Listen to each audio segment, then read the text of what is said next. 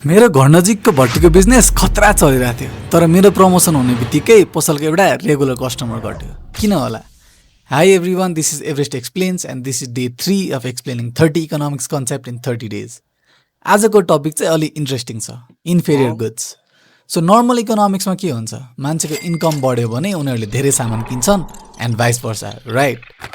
तर इन्फेरियर गुड्सको केसमा चाहिँ पुरै उल्टो हुन्छ। सो इन्फेरियर गुड्स भनेको चाहिँ के हो? इन्फेरियर गुड त्यस्तो सामान हो जसको डिमान्ड चाहिँ मान्छेको इन्कम बढ्दा घट्छ। सिम्पल भाषामा भन्दा जब हामी अलि धनी हुन्छौँ, हामी सस्तो या लो क्वालिटीको सामान छोडेर सुपेरियर या लग्जरी अल्टरनेटिभ्सतिर लाग्छौँ। 15K को स्यालेरी हुँदा र 1 लाख को स्यालेरी हुँदा हामी सेम सपमा सपिङ गर्दैनौँ।